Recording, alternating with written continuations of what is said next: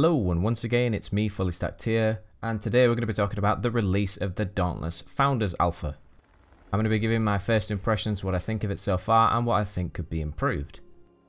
I saw on my videos, on the subreddit, on other people's videos, on other channels, asking what it was like, and just generally if it was worth it, what it looked like, and all the rest of it, because people were saying it looked cartoony, it was just trying to be Monster Hunter and whatnot, and I'm just going to talk about that a little bit.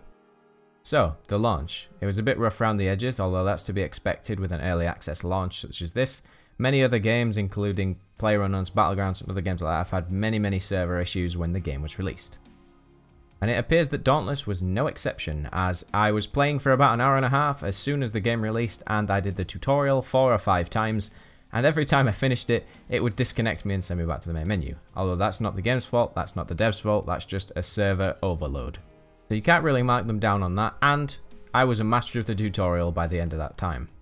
So now I'm going to move on to a quick look at Ramsgate and the questing. And please note that this is very rough around the edges in Ramsgate, there's lower FPS and you do get rubber banding due to the server being very busy. So please don't mark it down for that, I'm sure that it will either smooth out in time or there will be a patch to improve the stability of Ramsgate. The questing is quite open-ended, you can be given quite a lot of quests at the same time, which might be a little bit overwhelming, but I prefer that because it doesn't force you to do them in a linear progression. I don't really like it when it forces you to go by one and then do another, then do another, then do another. I'd rather just go do my own thing. If I complete it, that's fine. If I don't, then oh well, I'm still getting progression and gear anyway. And overall, most people, if they are playing this game, aren't here really for the questing. The questing's there to guide them to where they need to go. It's not there to be the be-all, end-all of everything. I mean, they will give you lore eventually. I'm assuming there will be a bit more lore and story there, but for now, it's nice to just guide people into the game. The only thing I think the quests could do a little bit better is I think the voice acting could go on a little bit longer, because right now they really only say one line when you go and greet them, and that's about it.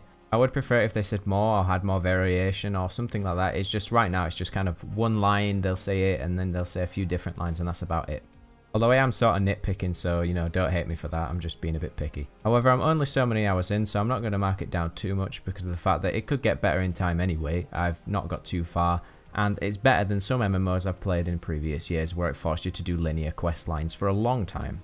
But anyway, moving on to the graphics. When you load any area to fight any behemoth, you will come in on your ship. And when you come in on your ship, depending on the time of day, you'll be able to see that reflected on the bit of island that you're going onto. I'm now going to play that animation up until the point where you start moving around, just so I can give you a real eyes-on kind of experience of what it's like. It makes a lot more sense if you can see it, so here you go.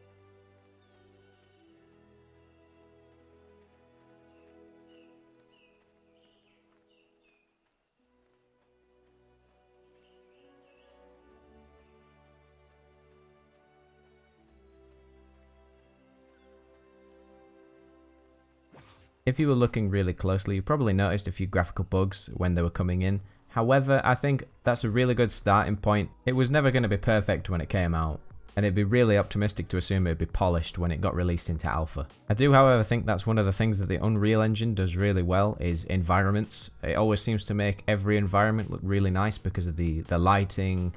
I think the ambience also helps, which obviously isn't the Unreal Engine, but I think that also helps because there's birds in the background and kind of you can hear the wind, and the music fits it quite well as well.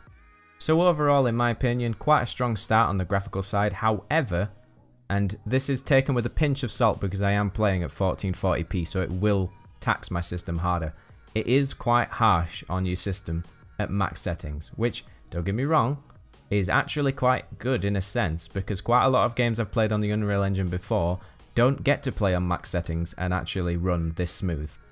So they've done a good job, however, it does make things run a little bit hot. Although, like I say, I take it with a pinch of salt because if you're playing at 1080p, it probably runs quite a lot cooler with a lot less tax. And in fairness, I can play this at 1440p and stream it in 1080p at 60 FPS, and it still runs pretty fine, so, you know, not all doom and gloom. But as with any Unreal Engine game, there's probably optimization to be done, because the Unreal Engine does tend to not really like any game at the beginning. I'm just going to talk very quickly about the combat. I have only really used two weapons, one being the axe and one being the sword. I originally started using the axe, however I have swapped to the sword purely because I don't think the axe is that great at the minute, at least in its current state. There's only two combos and one of them requires you to be fully stationary to actually get any charges on it. And that is not that great for the user because most of the time these behemoths move fairly quick. So by the time you've charged it, it's probably going to start to move, so you won't get to charge it as much. And there's other weapons such as the chain blades, which everyone seems to be using, that are just a lot more easy to use, do a lot more damage in a short space of time, and you also have a gap closer or an escape because of the ability that you get with the chain blades. The sword seems to be the middle ground for me. It's not as fast as the chain blades, it's not as slow as the axe. You get decent combos with decent damage. That's really the only reason why I'm using it. I would like to use the axe, but it's either the axe or the hammer, and I preferred the axe, so I'd rather stick with the sword for now. I'll probably try out all the weapons eventually though. I do personally think that the axe and the hammer could do with a little bit of a buff in some regard, or a different kind of combo which allows you to move a bit more freely to make it more interesting. Although I think all weapons could do with more combos eventually because there's not that many. Although once again, as I've said, it's early access, it'll get more stuff eventually. I'm sure this is probably something they're looking at already. And now I'm just going to talk about the behemoths quite quickly. I haven't versed too many. I've currently defeated Nasha, Shrike, Embermane, Scrave and Charog, as well as Drask. So I can't speak for all of them, but so far I'd say that I'm quite impressed with the amount of different moves each behemoth actually has.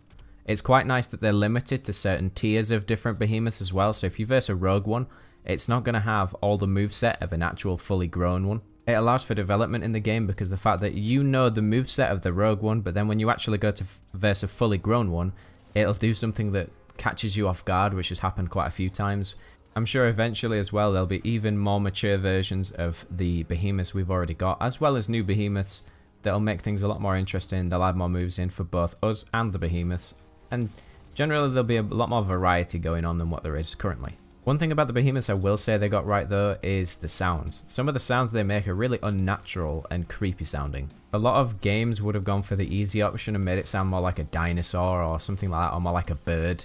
Just because that's something kind of sound you already know and is easy to make. Whereas going for an unnatural sound, which is kind of harder to do and harder to produce, is nicer because it's refreshing rather than just the same thing you've been seeing for the last 10 years. Currently the only real big negative for the behemoths is some of them with the larger tails kind of bug out a little bit, and you'll either clip and kind of get stuck to the tail, or you'll kind of get knocked about a little bit by it when it's not intended. There's also a little bit of an issue with overall hitboxes, but again, it's alpha, it'll get fixed. It's just one of those things, isn't it? So now I'm going to boil this down to my conclusion. I think overall the release couldn't have really gone any better. It's one of those things where you can never gauge how many people are going to try and log in at the same time, so the servers just got overloaded. The tutorial and quests are fairly good. They need a bit of work, but any MMO that's just been released is going to be in the same boat anyway, so it's not exactly like it's a deterrent for anyone who wants to play it. The questing is good. It allows you to take as many quests as you want, so you're not forced through a linear quest line.